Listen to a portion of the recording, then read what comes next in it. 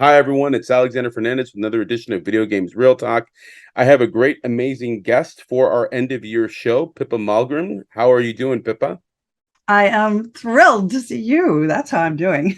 That's always good. I'm thrilled to see you too, because every time we talk, it's always a rip-roaring discussion. I'm really excited to finally have you on the show. Thank you so much for coming on and spending time with us today. Pippa, for the people out in the audience that don't know terribly much about you, do you mind doing an introduction and tell us who you are and what you're up to these days? Yeah, sure. So I'm an economist, which doesn't sound very interesting, but it lets me get into all kinds of super interesting things. So I've worked in public policy. I was the president's economic advisor in the White House during the period when we had Enron and 9/11. I've been an advisor to the British cabinet because I live in the UK, even though I'm an American. And I've written bestsellers that won a lot of awards about the world economy, kind of explaining in plain English what the heck is going on in the world economy. But I also get involved in tech and in deals. For example, I'm currently working, part of the reason I have space behind me, we're going to talk about space, the space, as I call it. So I'm doing some work in space. I'm doing some work on motorsports, all kinds of tech. And then in addition, I've always been very interested in geopolitics and strategic security. And so I lecture at Sandhurst, which is the British equivalent of West Point. I spend a lot of time looking at the geopolitical nature of conflicts between US and Russia, what's happening in Ukraine, the US and China. And really my thing is the nexus between these things. It's where understanding the world economy, where does geopolitics meet policy and markets and tech? It's that spot. So that's where I spend my time. I mean, that's pretty amazing. I mean, effectively, it's the glue of the world. It's the money, it's the power, it's the military. It's basically the essence of what it means to be human. It's effectively kind of what you're touching upon in terms of at least the social fabric, the society of how we build things Yeah, together. And this is what I yeah. find super fascinating, Pippa, because I mean, your career has taken you all over the world in many rooms, uh, not only just running the show to helping advise the show to basically navigating countries. I want to unpack quite a bit of the stuff you just did in your overview and get into it first from let's talk about this from just your background, how you Okay. got into being an economist, because I mean, it's pretty fascinating. I mean, it's like you're an economist, you went into this and then you end up at the White House, but why economy of all things? Because I mean, you have such varying tastes. What was it about economy that you wanted to get into it? So it's really just that it's my parents. So my dad was economic advisor to Kennedy, Johnson, Nixon, and Ford. So I had like an apprenticeship from a very early age of how to look at the world as if you're sitting in the Oval Office. So like most people, they specialize, right? You're like, well, I'm a Japan specialist. But Yeah. when you in the White House, you can't say that. You have to say, what's the problem we're trying to solve? And every single thing that could affect that problem has to be taken into consideration. So my dad basically taught me how to look across the landscape and connect the dots.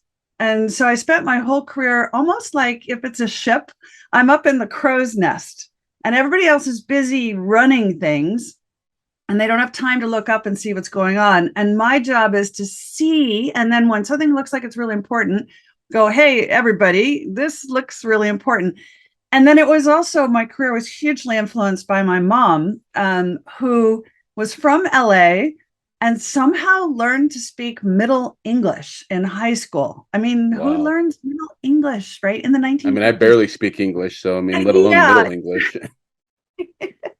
And that meant she ended up at Oxford as the research assistant to J.R.R. Tolkien. So, I mean, how amazing. So I grew up Wow. with storytelling mom and a father who was at the center of everything happening in the world. And he'd personally been in charge of the missile trajectories during the Cuban Missile Crisis because he had started it really as a mathematician. And so the combination of these two allowed me to kind of think about the world in a very unusual way that's proved to be, well, a lot of fun, and it's driven my whole career. I mean, that's incredible. I mean, you literally were groomed to be at the strategic top of everything. It's fitting that the earth is behind you because it's Yeah. like, I have an earth view perspective. Well, Let me, I do. And in fact, it's funny because when I went to work in the financial markets, I did a PhD at the London School of Economics in trade policy. And then I wanted to work in finance, right? Because it's like the blood of the world economy. Right? It's a thing that makes it all flow.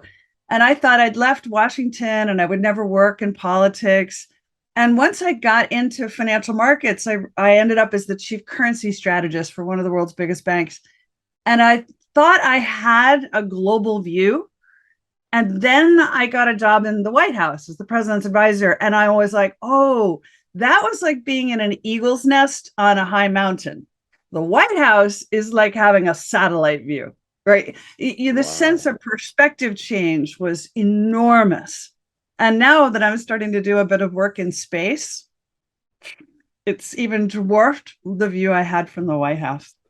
I literally could go into just, actually, I'm curious. Let me ask this question. So, the way you just described that, from the crow's nest to the satellite to now you're in orbit, and kind of looking at Yeah. the ability to transcend thought at those levels, to understand what is important, what is just noise. How do you see that? I mean, is it just intuitive to you, or is it like you spend time, like, I mean, are you writing through this? I mean, this is just, I guess it's more of a fascination for me because I'm like, how did you come to that understanding that you can literally go from orbit, satellite, crow's nest, on the ground, and Yeah. going up and down? Like, I mean, does it drive you crazy, or is it just, Oh yeah, no. I'm curious. Like, yeah, how do you do that? It's fun, it's fascinating. Well, it's actually a really interesting question because so in 2015, 16, I wrote a book called Signals. And actually, I should back up. My very first book was a short piece that I wrote for the chartered financial accountants who sound really boring, but they're everywhere in the world. It was a big deal to write something for them. And it was a 100-page monograph called Geopolitics for Investors. And at the time, people thought geopolitics was totally irrelevant. We were in the middle of the peace dividend. Like, why would any fund manager have to think about geopolitics? Which seems a pretty funny question now. But at the time, that was the mood. And I realized that I could see things coming, and all these sophisticated fund managers weren't seeing it. So I wrote a book called Signals, where I made a really simple argument that as an economist or an investor, when you wait for the data to confirm a view that you have, it's too late to do anything about it. Right? We know this, right? If you're an investor, the moment the data is there, it's like the price of whatever, the equity or the token or whatever, it's already moved. So it's the same in public policy, and all sorts of economic decisions. You can't afford to wait for the data to confirm your suspicion. So I came up with this idea of signals, which are hints about the future that are not yet in the data. And so it's a more intuitive, anecdotal, and Yeah. often visual. So my best example of this is actually I made up a word that ended up getting into the Merriam-Webster dictionary this year. I'm so excited about this. So my word was shrinkflation. Pippa, shrinkflation, what is that? So I had to make up a word to describe what I could see coming, and that word was shrinkflation. So I was arguing back in like 2015, 2016, inflation is coming. It's inevitable because the policymakers, and I've been one of them, have given us more free money than a wartime budget. Trillions of dollars have gone into the world economy and the bailout, and interest rates are going to zero. So you're going to get inflation. That's what happens. At the time, people were like, oh, inflation is dead. It'll never come back. Anyway, so I said, look at when every time you go to the checkout counter, they're candy bars. Watch how the candy bars are going to keep getting smaller. They're going to charge you the same price, but the amount of weight in the candy bar is getting smaller. And of course, everybody's like totally emotional about this. So like my chocolate bar, right? Like they're stealing my chocolate bar from me. Yeah, but and what it is it's a hint that the companies are feeling the margin pressure, and they're trying to protect their margins. Or another way was, you could see when you open your box of cereal in the morning and the box is the same size as ever, but there's less cereal inside, or more Absolutely. air. You've seen it, right? Oh yeah, Or more absolutely see it. air. So they could, if there's more air in the package, air has weight. So they can say it's whatever, 20 ounces, but it isn't that much cereal. It's a lot of air. So these are examples of shrinkflation. And it allowed people who were paying attention to kind of see the inflation before it really hit. So you could prepare. And that was my whole point, was to create a new way of thinking about the signals in the world economy that allow you to prepare for what's coming, instead of waiting for the data that already confirms the pain you've already felt. So, what's interesting about this is that signals, and we're going to drop a link to where you can get this book, because I think that's actually fascinating, because what you just explained is literally how I look at the way I do my job. It's puzzling. I think that my job is to solve puzzles. Wherever I can find a little bit of information here and there. I link information that seems completely unrelated, but effectively creates a level of a perspective of, here's everything that's going on. That they're interrelated links, even though they're not visible on the surface, is going to affect things at one moment in time. And that it's understanding how those things correlate that allows me to get the advantage to basically move our business forward.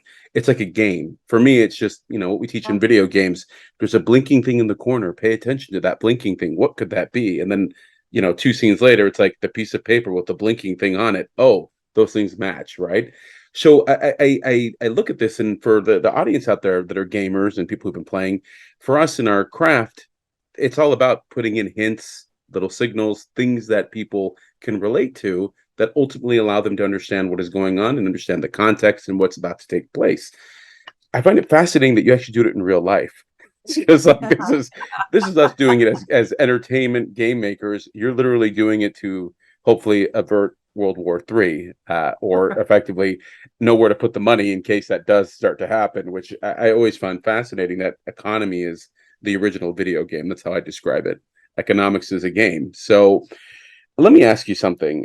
We are Video Games Real Talk. We do talk about the business of games and things that are affecting the video games industry, and specifically just how games, metaverse, interactive digital assets are basically being leveraged by non-gaming stakeholders, non-entertainment gaming stakeholders. And this season, we've explored really how the video games industry, specifically the technology, is being utilized in medicine, fashion, film, and live entertainment to really make a difference in the lives of people, and not from the most obvious, like I'm playing a game, but from the everyday aspects of those industries and the lives of people. I'm curious how you see games affecting the economy and just life in general, from your perspective as an economist and such a distinguished person going around the world advising governments. How are you seeing it?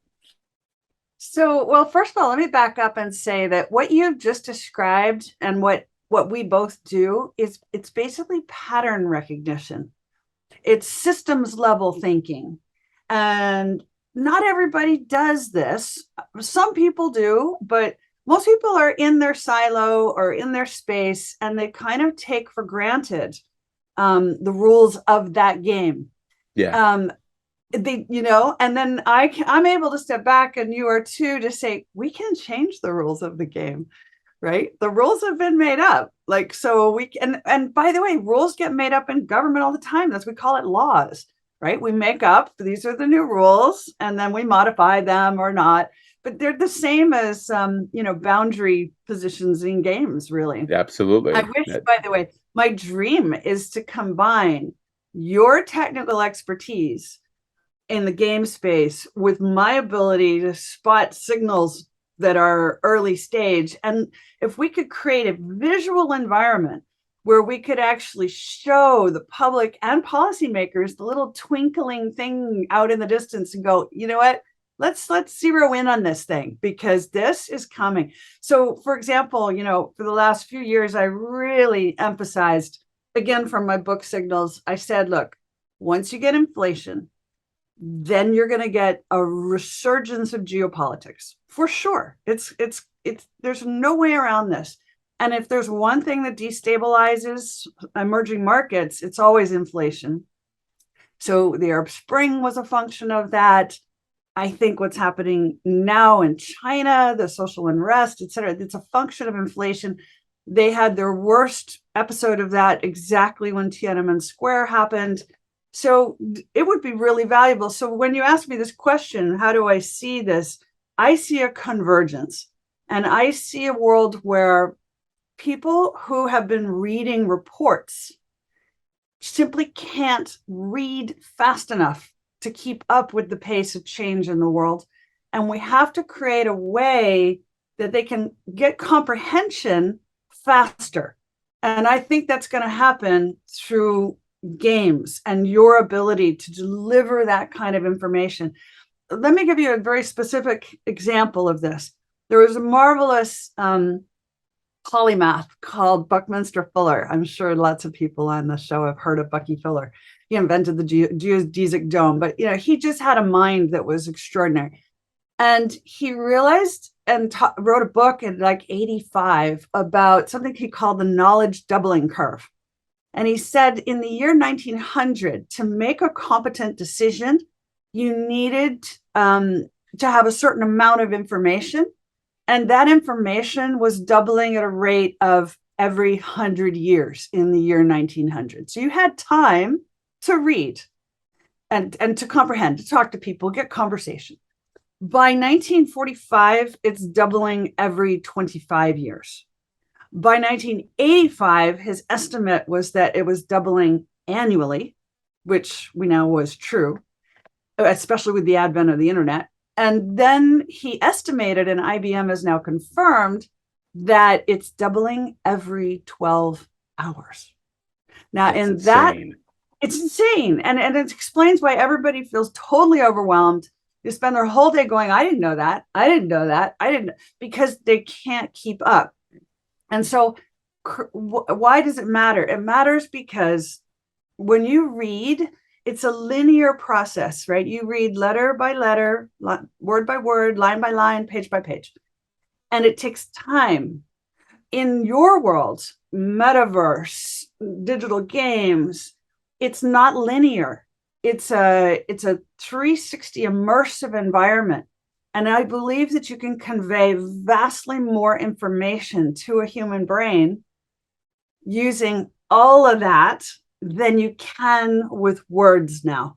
And I'd go even further and say we're in an interesting transition in history from words to symbols, because symbols are a compression of information. And everyone goes to me, well, I'm not using any symbols. And I'm like, let me see your phone.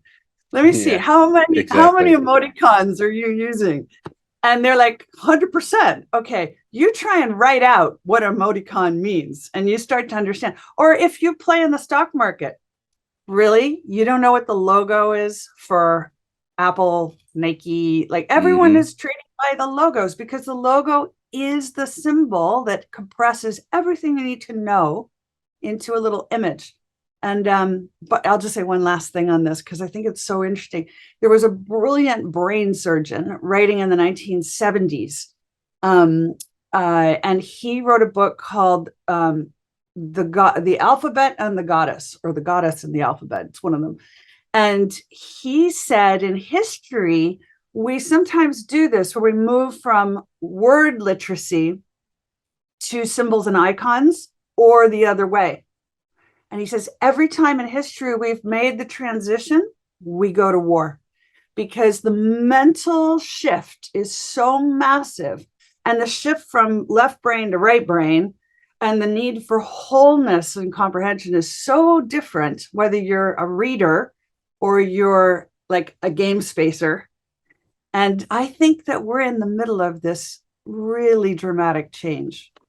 I mean, you're hitting on something that I think is actually absolutely true. I mean, if you think about it this way, like if you have to you accept the fact that simulation, teaching people to fly planes, drones, this is all done in what effectively is game technology. It's a 3D immersive interactive space that simulates the real world, and people learn faster. They learn more intuitively because it's using all of the senses. right? Sensory perception is happening, and that is how we're absorbing that information. And to think about basically the icons, iconography, hieroglyphics. I mean, there's Yeah. an entire Egypt is a great By the way, example of it all. I've been calling them hieroglyphics. Well, I mean, this is the thing, right? And it's fascinating how you the way you just did that, because like taking a step back and thinking about this, that ultimately in the end, when you talk about digital natives, which any 20-year-old who is alive right now has only known the internet, has only known touching things to interact with it, and immersive spaces, aka video games, have always existed. So they're processing that information that every 12 hours in a totally different way than most of us, who are like, I'm happy that it's being done every 24 days.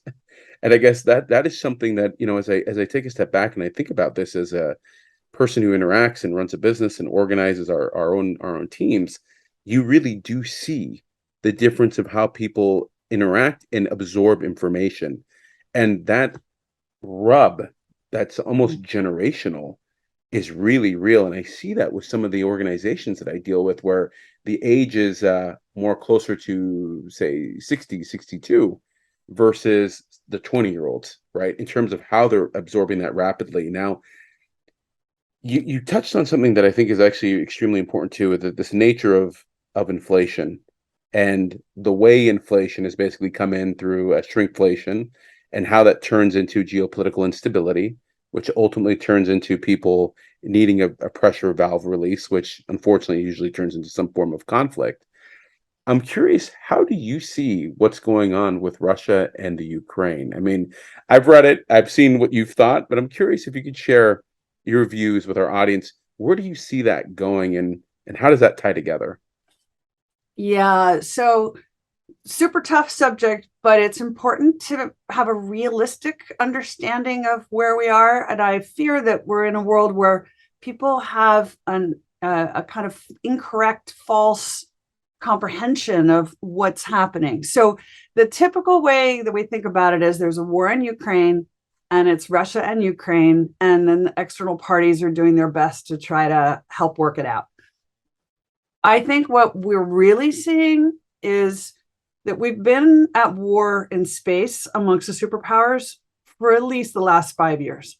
And that war has involved things like all of them blowing up their own satellites to create massive debris fields that deprive the others of access to those orbits. And they call these debris fields the Kessler effect or the Kessler syndrome. It's been described as razor blades in a washing machine, which is pretty terrifying.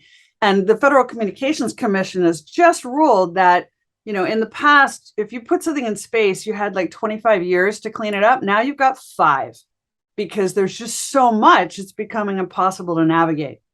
And in addition, particularly the Chinese and the Americans have satellites with robotic arms. And the Chinese have demonstrated that they can basically scoot out of their orbit and into yours, grab your satellite and hurl it into the outer space where it doesn't work anymore. Now, nobody's done it to each other's yet, but they've demonstrated they can do it to their own. So everybody's afraid. So basically, this massive competition, and we don't know anything about it because, number one, there are no journalists in space. And number two, all this stuff is classified. So I know about it because I've been really researching it, and because I work with a lot of the NATO generals, and I get to hear what's going on. I think that war spilled over onto Earth on January 6th this year. And so many weeks before the tanks rolled into Ukraine. And it was this extraordinary event that hardly got noticed, which was in a tiny little island in the northern part of Norway, inside the Arctic Circle, called Svalbard. And it turns out Svalbard, that nobody's ever heard of, Svalbard has the fastest internet connection in the world. And you're like, what is it doing in the middle of the Arctic, in the middle of nowhere? Answer: virtually every satellite, commercial, military, and the International Space Station, all connect to Earth at that point. And so what happened on the 6th was, let's just say an oligarch yacht went over the top of the cables, and it had a submarine in it, and it somebody cut the cables underneath the yacht, and we couldn't see it because the satellite view was obstructed by the yacht. At any rate, they took away about, I don't know, the number varies, but 2.5 or 6.5 kilometers of it was simply gone, right? It's not like it hit a rock and it was broken in some place. No, they cut it in two places, took it away. The head of the British Defense Forces came out the next day and said, under normal circumstances, this would be considered an act of war. Because if you take out the satellites, you literally take out all the weapons guidance systems, right? This is not a small deal. And I think most people are like, well, I don't care what happens to satellites. I'm like, do you care about Uber Eats? Do you care about GPS? Like, all of this depends on the satellite network. So bottom line, let me just finish by saying, because there's a lot to say on the subject. I think two things. President Putin, when he looks at a map, he doesn't just see Ukraine. What he sees is he wants to have influence and control from the Arctic, which he's described as the mecca of resources, which it is, protein, oil, gas, minerals, all the way through to the Mediterranean. Massive new gas fields have been found in the Eastern Mediterranean, which is why he cares about Odessa so much. The Russians are already pretty active owning the Libyan oil sites through the Sahara, across Africa, where the US forces and Russian forces are definitely in conflict, all the way to the southern tip of Africa. So this thing is big. And that doesn't even, I haven't even mentioned the relationship between China and Russia. So that's one part. The second part, which is, again, connects back to space, is I do think that Putin has realized that all these hydrocarbons that he owns, oil, gas, might be worth nothing in a decade, because we're on the brink of discovery of how to bring space-based solar power to Earth. And if we get that, you literally won't need oil and gas anymore. So if you own that, now would be a good time to monetize that, which is exactly what this war is doing. And it's why the Saudis, by the way, and the Norwegians are all investing in space, because they also realize the demand for this is going to disappear. So, okay, this is There's basically it all comes back. Well, no, but it's great because it basically comes down to money, resources, and influence. Ultimately, in the end of the day, money creates the influence, which basically is based on the resources you have. And if your nation is hydrocarbon based and that's it, wow, you don't have much to talk about at that point. You don't have a seat at the table at that point in time. It goes away. Maybe they'll be polite about it. I don't know. Probably not. Let me ask you a question here. So, space, to take the final frontier, from Star Trek, because I'm going to bring that in there. Yeah. You're in space now. And if basically there's razors and washing machines of people fighting, do you see a situation where basically there is some form of accord that actually gets enforced, or is it just going to become, you know what, whoever can dominates, and that's just how it is? Kind of like the sea lanes, basically during the 1900s and even the 20th century. It's just battling for control of the sea. Is that what you're seeing? It is kind of similar. I don't think we're going to get an agreement, and there is no fundamental construct of rules for space. There really isn't. So weirdly, it's strange. Here we on Earth cleaning up every tiny little thing, and in space we're creating, a mess, a serious mess everywhere. And here on Earth, everybody's trying to, go back and undo the colonial past to correct it. And in space, it's whoever gets there first wins, right? And plant the flag. And there is an enormous race, particularly for the moon. And let me say something, and I don't mean to be dramatic. I mean to convey where we really are. We're literally at a once in a species moment, because we're not just going back to step on the moon. We're going back to stay and to build, and particularly to build launch pads. Because you can launch off the moon much more easily, right? No gravity, right? So, China has said we were establishing a base on the moon. They keep bringing the date forward, 2027 now. The head of NASA has come out and said, if the Chinese get there first, we're toast, because they can destroy all our satellites from above.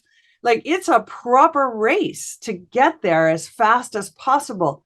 And then not just to get there, but to stay. And this is the extraordinary thing, is what's already in motion, right? The whole purpose of, for example, the Starship. And I don't know how many people have been following the Starship, but Starship is 100-ton payload, right? It's a truck, and it goes back and forth. That's the plan. And it has like 5 or 6 competitors now. So there are at least 5 or 6 companies making what will be the truck that takes materials up to the moon. So we start building there. Artemis, the NASA mission, its whole purpose is preparing for humans to live on the moon. And again, this is reaching into other activities and very commercial ones. So the second big thing after space-based solar power, and I don't want to gloss over that too much, because imagine if whoever gets there first is going to have unlimited cheap energy for their economy. I mean, it will catapult whichever nation has access to that first. No, exactly. It's like oil, the persons who discovered oil effectively, who controlled the oil, right? Completely. Go into that for a second. Yeah. Yeah. Well, so Airbus has just done the first kind of proper test that shows it totally works. And now there are different methods for doing it, but basically you're putting mirror arrays on satellites in space. They need to be big, but everybody knows it can be done. And then you beam it to Earth, and it could be in the form of radio waves. It could be in the form of other kinds of waves. There's a whole list. We don't know yet which is going to be the preferred way, but what seems clear is that it's known that it's a solvable problem, whatever it is. And I happen to know some of the guys who are building the prototypes right now. They have been deeply involved in space for a long time. And I'd say within 3 years, we're going to have working prototypes. Now imagine, again, this means you can deliver unlimited power to any location on Earth. And it's for anybody who's green, which is everybody these days, pretty much. This is a game changer for Earth. And that's why they often say to me, why are we bothering to go to space when we have so many problems here on Earth? And it's a good question. And the real answer is because there's so many space-based solutions to Earth-bound problems. And I've just outlined one, but I see 2 more that I'd love to tell you about. And one is asteroid mining and mining in space. And the other is this ubiquitous connectivity via satellites. Let's talk about it, because this is very advanced technology. I can't imagine this is stuff that maybe it's been around since the 60s. We just got back to looking at it again, but it's fascinating in terms of how this is coming together, and the role that technology plays, the role that immersive experiences will play in designing and creating these space-based solutions. And this idea of basically we need to solve Earth's problems. It's funny that Earth's problems generally will be solved from space, because that's what it looks like. The place where the friction isn't there, where really physics don't fully apply the way they do over here, which makes it easier for us to solve things. Let's go into the mining, because I think that's actually a great example of what we're talking about here. So what are you seeing over there? It's so fascinating. So recently NASA had its DART mission, and the headline read, NASA can save Earth from an asteroid, because they showed they could basically blow up an asteroid in space. It was a great headline, but it's not the actual real thing. The real thing is they found a couple of massive asteroids. One is called Bennu, and one is called Psyche. There's a Psyche mission on right now. Psyche alone is said to be worth $10 quadrillion. Quadrillion. Like, it's extraordinary. So what does it have? It's got gold, iron, nickel, cadmium, cobalt, lithium, like all the stuff that we normally need to rip out of Earth. Suddenly you can get it from asteroids. And NASA just demonstrated you can break the asteroid up into smaller pieces, which you would need to do if you were going to harvest those minerals out of it. And just a few weeks ago, around this, they completed the first commercial transaction involving resources gathered from asteroids in space. So NASA paid JAXA, the Japanese space agency, $5,000 for some moon dust. But it's not that the moon dust was so important. What was important was the recognition that there's going to be a need to way to have a commercial framework for the gathering of these assets. And that, by the way, is connected to space manufacturing, where you'll be refining and building using these materials without needing to come back to Earth to get them. And I know it sounds so sci-fi, but I'm telling you, Luxembourg has already emerged as a major center for asteroid mining companies to be forming, right? Like, this is not way out there. It is totally happening. And so think of Earth having ubiquitous, cheap resources without needing to tear into the ground. I think it's an incredible shift for the whole world. I mean, that's a massive game changer. I mean, you're talking about an economy on an economy. Like, right? It's like, again, going from that idea on the ground all the way up to orbital to, I mean, at multiple levels of economy, and that idea of establishing value, which it wasn't until you just said that I realized you're right, how important that is to say, I will pay you $5,000 for moon dust just to establish the actual value trade. And so for all of our economy designers out there that basically are listening to the show that design in-game economies, we basically just saw the space economy get born. How insane is there that? we go. That's insane. No, it is. It's it's so insane. Luxembourg, right? No, it is. So okay, so Yeah. Luxembourg is the ground zero for mining.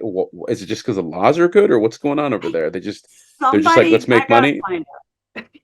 I have to find out, but somebody cottoned on to this, got clever, and realized even a small country can play in this game. So that's another thing. People think only big countries can be in the space or the space race. But Rwanda is a super interesting example. I recently was meeting with one of the cabinet ministers for technology there. And Rwanda has gone from a genocide of epic proportions only 25 years ago to now it's become the Singapore, the high-tech center of Africa. And how did that happen? It happened because they had a genocide and like everything was destroyed. And the new president came to power and he basically said, we only have two choices. We can keep killing each other or we can build a new country. And to build a new country, we have to go high tech fast. So Rwanda has just signed a memorandum of understanding with global satellite internet purveyors so that they can provide internet connectivity via satellites, right? So no more putting fiber optics in the ground. You don't have to dig stuff up. All that expensive infrastructure can be totally replaced by what we've seen with President Zelensky in Ukraine, right? Somebody who works with Starlink basically got Starlink satellites up and running in a week, and he was able to fend off a superpower because of that connectivity. So welcome to the best, minimum viable product launch in history. And now that's going to get rolled out globally. Less than 3% of Wi-Fi connectivity on Earth right now comes from satellites. I think in future, it's going to be like 93%. And so little countries can benefit from this as well. And by the way, all of this raises the whole value of the world economy because now digital nomads will be able to work from anywhere. You can own assets anywhere and be able to retrieve information because of observation. And you will be able to transact at world-class speeds no matter where you are. Okay, so let's talk about that because what you're just effectively human capital, the new GDP. Every country has kids being born. Every country has a populace that can be educated. That new unit of economics, which for some reason is the only unit of economics we never really acknowledged, called the human being. I agree. It's so crazy. It's so, the only thing that matters. Well, so then here's the thing, right? My next book is about this. Okay, well, okay, this is great. On it now. Perfect. Okay, because the thing is like this. So, let's look at that for a second. Because literally, and again, in the strata, on the ground to orbital to space, it's people. It's their capability, their capacity, their intellect, their imagination, their ability to manipulate and create, right? This is all happening on multiple levels, using technology, using artificial intelligence, using just pure math, pencil and paper to try to figure things out. And countries like Rwanda, emerging markets to superpowers. They all have effectively almost like a level playing field, as long as there's an educational system, right? And there's access to the internet, which all these pieces come into play. How do you see this then in terms of basically that economy moving forward? If everyone can win, everyone's a winner, where's the rub? Because Yeah. I mean, Yeah. this is the thing, because imagine it's 1800s, and you and I are having this conversation about, oh, isn't it great if we can sail to, what do you call it, Indochina? You know what I mean? It's these ideas, but I mean, am I correct in thinking it is like that right now? We're like realizing of these mystical lands we've only seen on a book, and that we think this is going to change the game. Are we at that inflection point?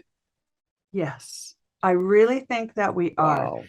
And let's come back to Rwanda as a great example, because companies like Palantir and Silicon Valley coding companies have started to open offices in Kigali, and they're hiring these coders who are world class but more creative because Yeah.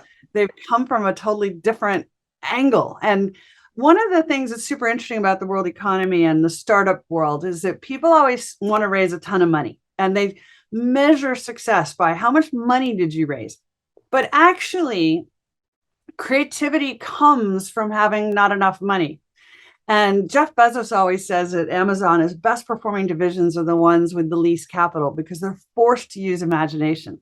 And I Exactly. think now at this juncture in history, bottom line, many people have been trained in deep analytics, but that is not where we're going to get the answer, because the past isn't telling us about the future. By the way, it usually doesn't. That's why every financial product says past returns are no indication of future performance. And yet we love extrapolating. And it's like, why? But now we're in a step change.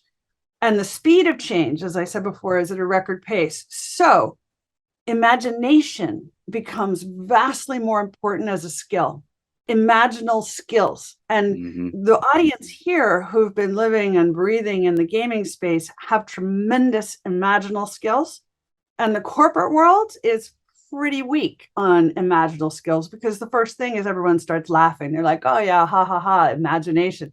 Yeah. And yet, every major failure we've been seeing in the world economy always comes down to a failure of imagination. So I actually think now we're going to make incredible leaps and bounds, but it's going to be through imaginal tasks. And again, the president of Rwanda, who said we either keep killing each other or we build a new country, that's an imaginal leap. We're going to imagine a new country. So I'm like, don't tell me that you don't have enough resources, or, you know, these guys had nothing, and they have emerged as the Singapore of Africa. So you can do a lot with nothing but imagination. In terms of basically then imagination, so we have this boundless capability as a species, as long as we don't kill each other. That being the number one thing, right? Then we have basically these quadrillions of resources, just I don't even know what, flying around in space, that we're like, hey, wouldn't it be a great idea if we went and mined that and brought it down, and now it's an ESG thing and we're all happy. So we're like, okay, endless resources are in space. Technologies will be created, skills will be created, imagined by us to basically make hopefully a better place for all of us. Yes. Where do you see that impact? Because, bringing it into today's terms, right? We're 5 years out, we're 10 years out. Let's just, you know, be open on that. Mm. How do we basically take that in when we're, right now, it's seemingly in a inflationary crisis? Governments are destabilized. They're looking at each other with suspicion. We do have wars raging. I'm hoping that Ukraine and Russia doesn't turn super hot, but I don't know. I'm curious on that from you, because I mean, it sounds like the setup to another world war with all the people backing all the different sides, and Yeah. you know, I mean, how do we avoid that? Is there? Yeah. And let me just put it this way: can we actually avoid it? Or are we just going to fall into the same trap that we always fall into, because it's just the Yeah. nature of species? Yeah, I love this question and hate this question at the same time, but it's the right question. So I went out on a limb last October and I wrote my first article on Substack. And I said, we're already in World War III. People just don't realize it. And World War III is not like World War I and World War II. Well, World War I and World War II involved humans in bodily conflict. World War I in particular was about land power. World War II was about air power. Now we're in a data power, and a lot of it comes from space observation, actually. Again, everything that we do in conflict and warfare is very space dependent these days. So I would rather see human beings having their fight in the technical data space than seeing them doing it with their bodies. So when I look at World War III, I think you're totally right. There are more countries involved than there were at the beginning of World War II. It is genuinely more global in nature. I mentioned, how I think President Putin sees the map. I should also say there's a massive race on in the Pacific for whether China or the United States have greater control and influence over all these Pacific islands. All of them are building new military bases. We're building a massive new military base in near Guam to upgrade from Guam on can't remember what it's called. I think it's called Tinian Island. The Chinese are building. They've just done a deal with the Solomon Islands to build a military base there. So we're in a truly global conflict. However, the fact that it's not occurring on a battlefield except in Ukraine maybe is a good thing. And maybe we are able to have our wars at a global scale with less human loss of life than before. So I'm a little bit optimistic about that. In terms of how do we navigate forward, I think there are many questions we have to ask. So one of them is you can't expect any country to be okay with being canceled. So we kind of canceled China. We basically said, okay, after, when they entered the world economy with the World Trade Organization, when Bill Clinton invited them in, the idea was billions of workers would be able to enter the world economy. And if they did a good job making things, they could earn money and basically achieve the promise that they'd be rich before they got old. And that worked for a while. But the very first brand name they built, global brand name, was Huawei. And the first thing we in the West did with Huawei is said, no, you can't play because it's a strategic security threat. Well, true, but nonetheless, you can't really say to a billion people, I'm so sorry, but you can't play in the world economy, go home. They're not going to just stay home. They still want to have a better standard of living. I think President Putin has made a similar argument. I'm not saying that I agree with it or that he's justified in his war, because I don't think he is. But the fact is that Russia, too, has been cut out, kind of canceled. When Ukraine began, we said, oh, all your foreign exchange reserves, we're basically taking them. They're not going to be at the Fed or the Bank of England. They're ours now because of your behavior. That sent a signal to other countries like, do we want to keep our, spare cash in the West? Maybe not. So we have to think about how do we create a world where everyone can benefit and participate, and not treat this as a kind of geopolitical tool for imposing pain. Now that, I don't know, it requires a kind of change in the mindset of there are winners and there are losers. And one of the things that falls from what everything I've said so far is, how do we adjust from scarcity thinking to abundance thinking? And this is not a small task. In fact, I'm not really sure how capitalism works when you take scarcity away, because scarcity is what drives price formation. If we have unlimited abundance of energy, resources, and connectivity, what happens to capitalism? I'm not sure. Well, I mean, isn't that what we're kind of seeing right now with what the Fed's telling us, is the fact that, there's too many people with jobs and too much money in the system, everyone's happy, you know what? I think we need to basically make it so that there's not enough jobs, and it's winner takes all, because that ultimately is what we're going towards. We're going into, you want lower prices, then some of you are going to have to starve. I mean, that's a really glib way of saying it, but if I just shrink it down to what it is that we need to have a 6% unemployment rate, not a 3% unemployment rate.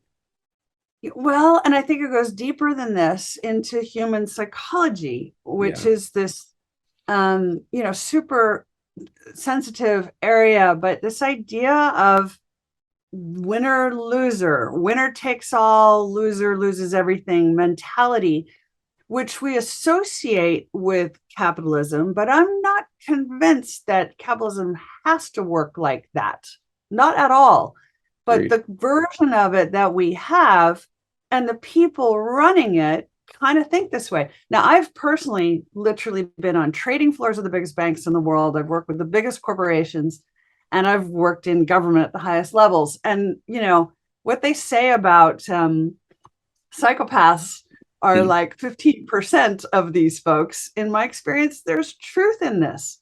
And my theory is that it's partly because size matters. I know that sounds funny, but size matters. So the bigger your organization is, the harder it is to manage, the more stresses and strains, the more uncertainty. So as companies get really big, or banks get really big, or countries are really big, the only people who can physiologically handle the stress are psychopaths, because their heart rate goes down when you put them under pressure, right? And they learn how to say, I can deliver anything, even though they can't. But the fact that they say it with such confidence makes everyone else go, oh, well, let's follow that person. And by the way, I've written 2 books on leadership where I went much deeper into this whole subject. But human beings are still hardwired to think that the person who's tallest and with the lowest voice in the room is the natural leader. They are. It's insane. And so we have to make some adjustments in our own individual willingness to hand over authority to who. And so I think we've had a habit of handing authority to a very certain type of person who tends to think, I got to win and you got to lose. But we don't have to run things this way. So that's a philosophical change for humanity. No, I agree with you. And I'm actually curious about something that, in these places that you've seen, is there a game designer, a systems designer? Is there someone, no, like, just honestly, because, like, to the point, like, earlier, it's like all of our rules, laws are designed by people. So in these places, I mean, I've never worked there, but is there a group of people that sit down and say, hey, you know what? Here's what the current rule set says. If we're going to architect it tomorrow, this is how we're going to get there so that we can pathway it? Or are we just basically playing with a dungeon master who's, like, kind of interested, but not really, just telling you half a story while drinking a beer, being like, yeah, roll D20. Oh, no, you died. I mean, how, and you get what I mean? Like, how involved are these designed? I mean, is there a designer? Is it just like, what? No. Hamilton set it up and said, you know what? This is all you guys need. Thanks, Alexander. We made it happen. Call me in 300 years when it destroys itself. Like, no, I'm just curious, again, like, how is that? So